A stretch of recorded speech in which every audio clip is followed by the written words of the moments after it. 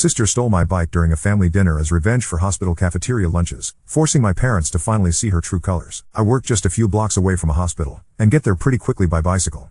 Their cafeteria is quaint with good prices. So usually once a week or so, I'll go there for lunch. The food isn't what I would call amazing, but they have nice variety from time to time. The staff even recognize me, and are always pleasant. They don't mind that I'm just there for lunch. And it's far quieter eating there than at any local restaurant. I'm on the spectrum, and don't like loud noises. So the quiet lunches in this place are a godsend for me some days. Recently my sister found out I've been eating at the hospital, and went off on me over how hospital cafeterias are only supposed to be there for people who are at the hospital because they need to be. I retorted that I was giving them business, and it's not like I was taking food out of the mouths of patients. And I only went once a week. So what was the big deal? But she still insisted I was wrong. Then she got our parents involved, and they're siding with her. They are telling me I should only be eating at the hospital if I had an actual reason to be there. I told them they were all crazy, and it was just normal food that I was paying for. But now because neither they or I are backing down, I'm torn. Ida for going to eat lunch in a hospital cafeteria once a week just because I work nearby? Edit, thank you for all the comments. I will make this a hill to sit on if I have to now. I really apologize for the length of this post. But writing down all the details took way longer than I thought. And this situation was downright crazy. I never thought my sister would do something like this. Not too long ago I, 23 meters, posted in r/Ada for advice because my parents and sister were angry at me for regularly eating in a hospital cafeteria because it's close to my work. I enjoy the peace and quiet there on the days I do show up to eat. But this situation escalated so radically, that I can't believe something so dumb actually happened. My sister did the pettiest thing she's ever done to me. And for completely undeserved reasons too. When my sister found out I was eating at the hospital cafeteria, she went off on me over how that food is just for people who are at the hospital because they need to be. We ended up in a big argument about it in which I told her it wasn't like I was taking food from the mouths of patients. Then she went to our parents to get them on her side like always. And they immediately sided with her just like I thought they would. They backed her up on how the hospital cafeteria was not a place to go eating casually. And we had a big argument. They spent days hounding me and telling me I was wrong, and demanding I stop. So I went to Reddit. And here I learned that not only was I not doing anything wrong, but it's a very common thing for people to go eat at hospital cafeterias just because they like it. I hoped the situation would just fade away, but a few days later, my sister called me asking if I had stopped eating at the hospital. I said no. And then it started all over again. My parents then called me fuming and acting like I was supposed to stop going because they said so. I reminded them that I don't live under their roof anymore. And this is exactly the kind of reason why I moved out. They take my sister's side in almost everything. They huffed and puffed about it. This time the fight didn't stay at home though. Other relatives found out because my sister tried to broaden her support. She was so dead set on enforcing her will upon me, that she went looking for help from other relatives.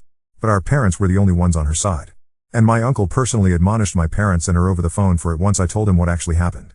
He told them they were only siding with my sister because she's their favorite. And they're terrible parents for ever playing favorites to begin with. Then cousin went to eat with me at that hospital cafeteria, and said he'd like to go there once this week too, as he also works nearby and bicycles everywhere. We've run into each other at lunch there once already since then. He was actually rather pleased to find out the food was made healthier than most other places. He's a bit of a picky eater. So this place is kinda like his new lunch hangout. And my sister got even angrier after finding out there were other people in the family eating at the hospital now too. Once outed, my parents backed down due to embarrassment. They apologized to me, and gave me some malarkey that they honestly thought eating at a hospital was weird, and that they felt like they just needed to defend my sister. I told them they'd been placating my sister for so long, that it's all they do whenever she starts something with anyone. She's been treating me like a condescending control freak and a bully since we were teenagers, even though I'm older, and they just kept enabling that. But I won't put up with it anymore. My parents ended up conceding, and apologized. Then they made my sister apologize to me too.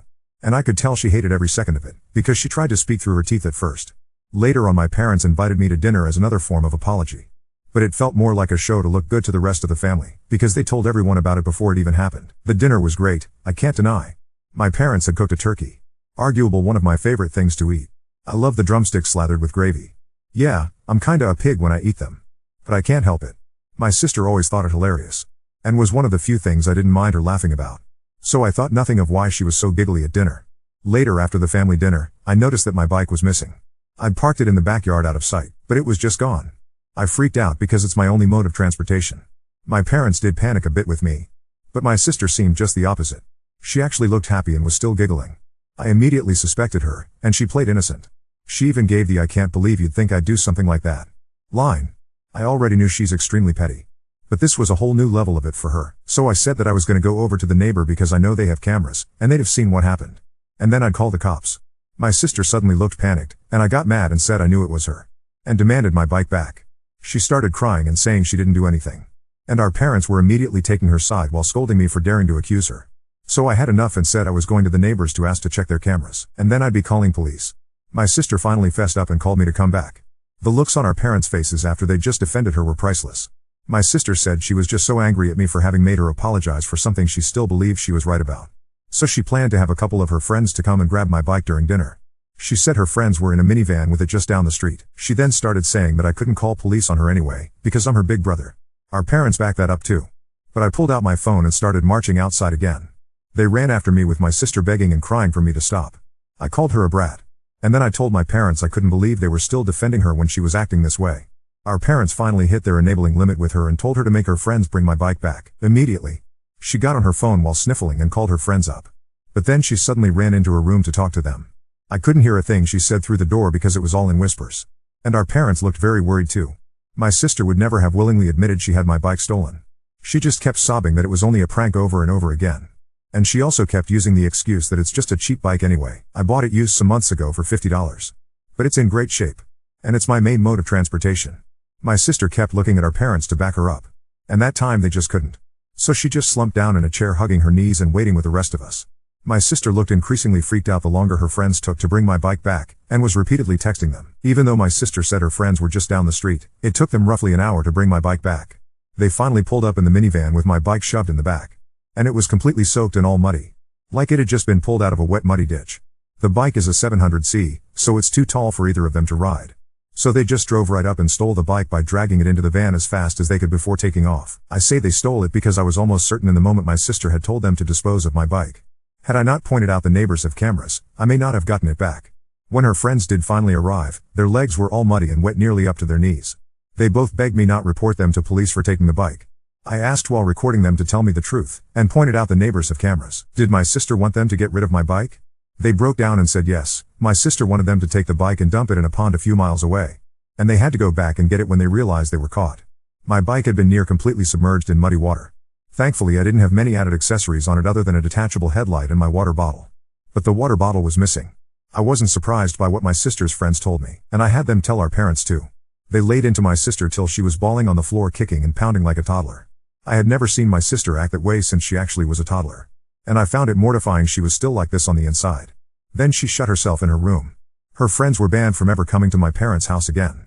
Then my sister was forced to come out of her room by our mother, and make another big apology to me. Our father then forced her to wash and oil my bike from stem to stern under his supervision while I took apart the headlight and cleaned it out to dry it. By the time my sister was done, it was dark outside. She glared at me like I was the devil when she came back in the house. But our parents shut her attitude right down, and said they've never been more embarrassed by her in their lives. She went back to crying in her room. I had a very frank discussion with my parents about my sister's childlike behavior, and how it stemmed from their spoiling and enabling. I said I couldn't believe I had to be the voice of reason. But the fact that she was on the floor crying like a toddler, kicking and pounding, showed that she's still mentally a child because of them. And they kept making me the scapegoat when she screwed up, so she barely knows any sense of accountability. For once they didn't argue with me about it, and then my father silently drove me and my bike back to my apartment with his SUV. He also gave me some money to replace my bike's missing water bottle before we parted. My sister and her clique used to harass me a fair bit whenever we ran into each other. They made fun of me as a group whenever possible. And I usually just ignored them because they bored me. And that really seemed to tick them off. But after the bike incident, I got sent numerous messages from numbers I didn't know cussing me out for making my sister cry over a silly prank. Knowing her, my sister probably fed everyone she knew a very different story on what happened. I texted lengthy replies of what actually happened, and even stated I have recordings of her friends admitting the truth. Some people at my sister's college found out what actually went down. Maybe from my texts, maybe her friends spilled the beans, but it embarrassed my sister so much she came home having a crying tantrum about how people there were calling her and her friends bees and a bike thieves. I may not have gone to college, but I know students who need them are very protective of their bikes. A lot of them live on shoestring budgets after all. My sister said someone even joked that they shouldn't leave a bike around her, because it might just disappear if she had to apologize to anyone. My sister ended up so upset that she refused to leave her room for 3 days to have her pity party. My parents called me up to try and turn everything on me again. I reminded them about the discussion we had days before, and that they needed to stop babying her, and let her deal with the repercussions of her own actions. If she fails her classes again, it's because she's not trying like she should be. Then I went off on them how we're just looking for someone to blame to make her feel better. She made the problem. Not me. And I wasn't gonna be the one they make the scapegoat anymore. My sister is an adult. And she needs to act like it. They sounded defeated, and then apologized before ending the call. Looks like they were genuinely hoping I'd just sit back and take the blame so my sister would get better. But I never will again. Now my parents are trying to pretend this all never happened, and my sister as well as her clique are avoiding me at all costs, which I suppose is fine with me. Because I don't want any more drama. But the next time something like this happens, I won't take it from them. Now on to second story. Refused to bring my nephew with special needs on a girls' trip, faced backlash from family, but stood my ground. I, 42F, have two nieces Flo, 14F, Ivy, 11F, and a nephew Ryan, 10 male, through my bro Tom, 46 male, and Sil Kate, 45F. Flo and Ivy are biologically theirs and they adopted Ryan 2 years ago after fostering him for 3 years. I live locally to them, we are super close usually and have my own daughter Ava, 12F, who my nieces are close to. Before foster care, Ryan's life was awful and he has some behavioral and developmental issues.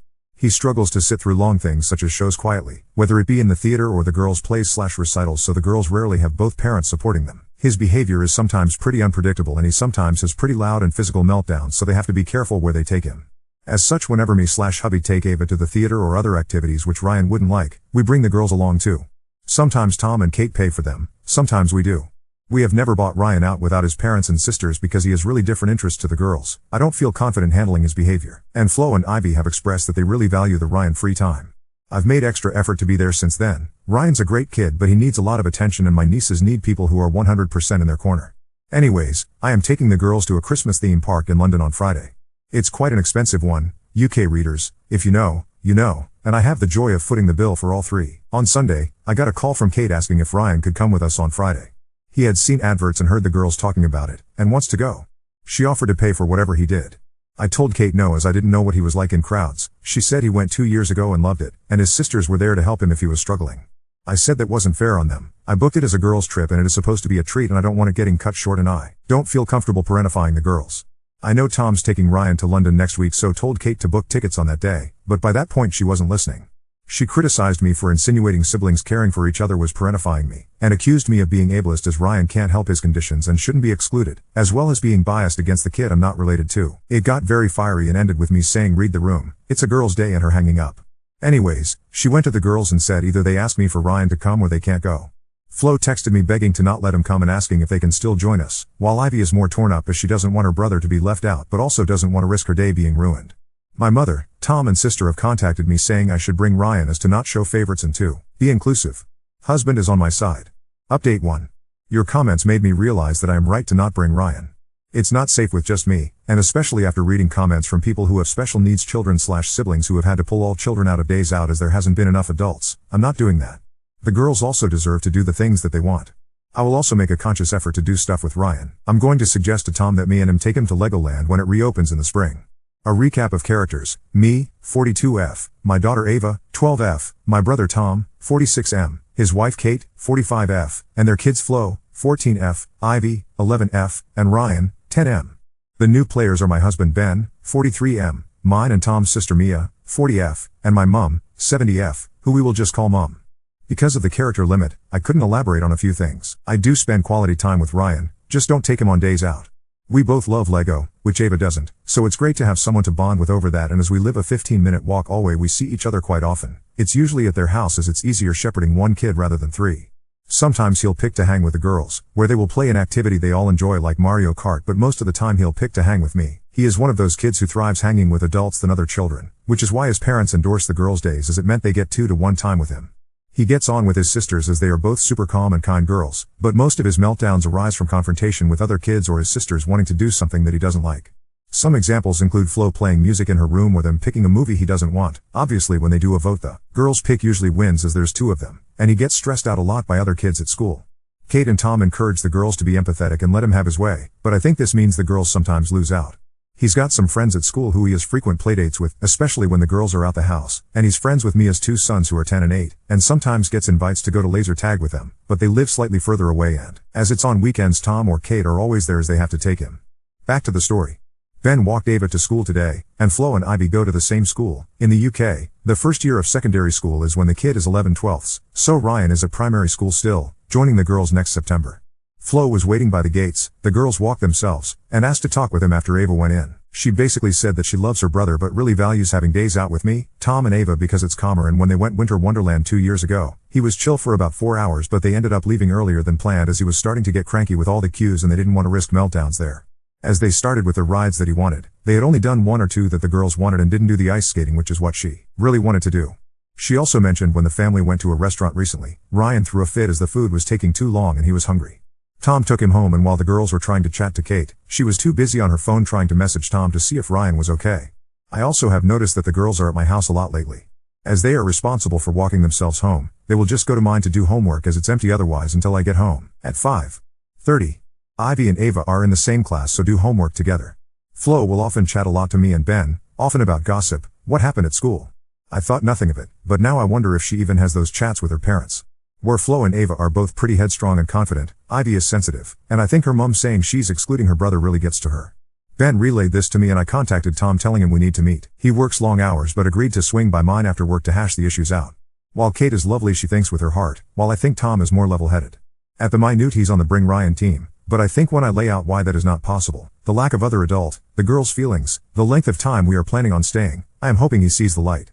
This morning I also got texts from my mom and Mia, both on Kate's side. My mom has had a past of kind of favoring her son over her daughters, and she was saying that Tom was valiant adopting Ryan and it was my duty as the local family member to make sure that he was accepted as much as possible.